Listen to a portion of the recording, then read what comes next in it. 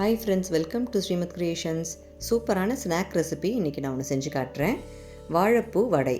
இதுக்கு ஒரு medium size வாழைப்பூவை பொடியாக நறுக்கி உப்பு மஞ்சத்தூள் சேர்த்து குக்கரில் 10 நிமிஷம் ஸ்டீம் பண்ணி எடுத்துகிட்டு இருக்கேன். 2 கப் கடலைப்பருப்பு, 2 வரமிளகா 2 மணி நேரம் தண்ணியில் ஊற போட்டிருக்கேன்.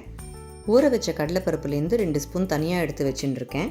இப்போ மற்ற கடலைப்பருப்பெல்லாம் நல்லா தண்ணி ட்ரெயின் பண்ணிவிட்டு ஒரு மிக்ஸி ஜாருக்கு சேர்த்துட்டு அதில் உப்பு, சோம்பு, பெருஞ்சீரகம்னு சொல்லுவோம் இல்லையா, அது பெருங்காயத்தூள் இதெல்லாம் சேர்த்து குறைன்னு அரைச்சி எடுத்துக்கலாம். அரைச்சி எடுத்துகிட்டு வந்ததை நான் ஒரு பாத்திரத்துக்கு ட்ரான்ஸ்ஃபர் பண்ணிக்கிறேன். கூடவே நம்ம தனியாக எடுத்து வச்ச அந்த கடலைப்பருப்பையும் இதில் சேர்த்துட்டு பொடியாக நறுக்கிய வெங்காயம், பச்சை மிளகாய், கருவேப்பிலை இதையும் சேர்த்துட்டு வேக வச்ச பூவை தண்ணி இல்லாமல் நம்ம இதில் சேர்த்துக்கிறோம். தண்ணியோடு சேர்த்துட்டா வடை கரகரன்னு வராது. அதனால் தண்ணியை நல்லா ட்ரெயின் பண்ணிடணும். இது எல்லாத்தையும் நல்லா கையால் கம்பைன் பண்ணிக்கணும்.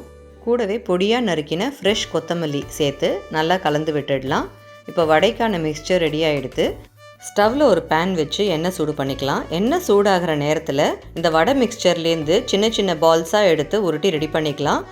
வடை தட்டுறதுக்கு ஈஸியாக இருக்கும். வேலை மளமளன்னு ஆகிடும்.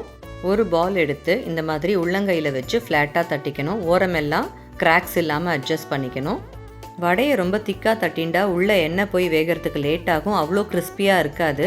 இந்த மாதிரி ஃப்ளாட்டாக தட்டிக்கிறத வடை நல்லா கிறிஸ்பியாக இருக்கும். ஆறினாலும் நல்லாயிருக்கும். எண்ணெய் நல்லா கொதிக்க ஆரம்பித்ததும் ஸ்டவ்வை மீடியம் ஃப்ளேமில் வச்சுட்டு ஒரு வடையாக நம்ம உள்ளே போடலாம். நடுவில் வடையை திருப்பி கொடுத்துக்கலாம். 2 சைடும் ஈக்குவலாக கோல்டன் ப்ரௌன் கலர் வர வரைக்கும் பொறுமையாக நம்ம ஃப்ரை பண்ணி எடுக்கணும். ஹை ஃப்ளேமில் வச்சுட்டிங்கன்னா வாழைப்பூவும் சரி வெங்காயமும் சரி கருகிடும். பொறுமையாக ஃப்ரை பண்ணி எடுத்தால் இதே மாதிரி கோல்டன் கலர் கிறிஸ்பி வாழைப்பூ வடை ரெடி ஆகிடும். இதை எடுத்து உடைக்கும் போதே தெரியறது நல்லா கரகர முறுமுறுன்னு இருக்குது. ஈவினிங் டைம் ஸ்நாக்குக்கு நல்ல சுட சுட டீயோடு சாப்பிட்டா அட்டகாசமாக இருக்கும்.